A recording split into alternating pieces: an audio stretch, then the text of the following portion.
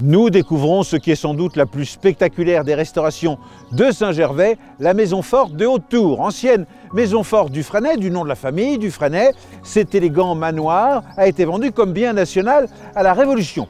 Racheté pour en faire une maison d'accueil pour les pauvres de la commune, tenue par des sœurs, il est depuis propriété de la ville qui a fait cette restauration dont vous m'accorderez qu'elle est totalement spectaculaire.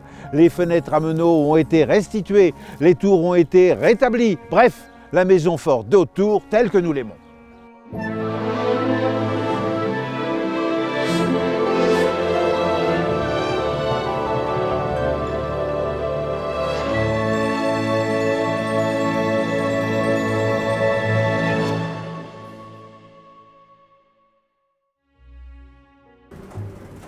La maison forte de Haute-Tour a aujourd'hui une double vocation. Tout d'abord, permettre au monde de connaître la compagnie des guides de Saint-Gervais et en savoir plus sur l'ascension du Mont Blanc. Et puis, par ailleurs, une vocation plus tournée vers l'art contemporain et les expositions temporaires. Pour nous parler de ce deuxième axe, nous sommes aux côtés d'Olivia Carré, médiatrice à la ville de Saint-Gervais. Bonjour Olivia. Bonjour Calix. Alors, art contemporain, exposition temporaire, commençons par l'art contemporain.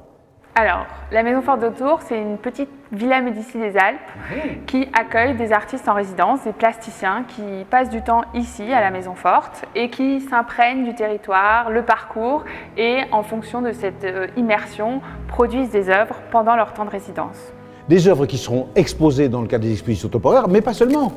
Des œuvres qui aussi constituent une petite collection d'art contemporain qui permettent de faire dialoguer l'art et la montagne. Et les expositions temporaires proposent également d'autres thématiques. Plein de thématiques peuvent être abordées. On a une exposition temporaire chaque hiver et qui aborde des sujets aussi variés que l'art aborigène, l'histoire de l'alpinisme féminin ou le paysage dans la peinture.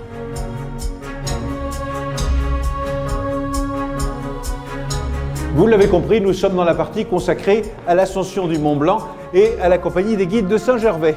Pour nous en parler plus amplement, nous rejoignons Gabriel Grandjacq, adjoint en charge du patrimoine à la ville de Saint-Gervais. Alors Gabriel, bonjour tout d'abord. Qu'est-ce que cette maison forte de Haute-Tour apporte en plus à la connaissance de l'ascension du Mont Blanc et de la compagnie des guides de Saint-Gervais? C'est une maison transfrontalière des guides, avec les guides de Courmayeur d'ailleurs, que nous avons élaboré dans un cadre européen. Et nous avons bien sûr retracé l'histoire du Mont Blanc depuis toujours, de la façon de le faire depuis Saint-Gervais. Donc. Et moi qui l'ai fait souvent, le Mont Blanc, maintenant je suis plus capable. Et bien je peux le faire ici, parce qu'on peut le faire virtuellement, et j'y prends encore plus de plaisir qu'avant. Et sur la compagnie des guides de Saint-Gervais, qu'est-ce qu'on découvre? Là on découvre tous les temps forts de cette compagnie qui a un vécu important, qui a monté tous les refuges de la voie royale, ce qu'on appelle la voie royale, qui est la voie du Mont Blanc.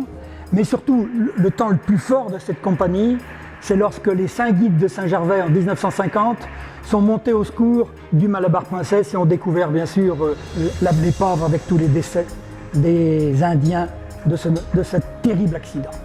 Avant de nous quitter, un mot sur la charpente restaurée en 2012 de cette maison forte. Ah, elle est belle cette charpente, n'est-ce pas? Oui.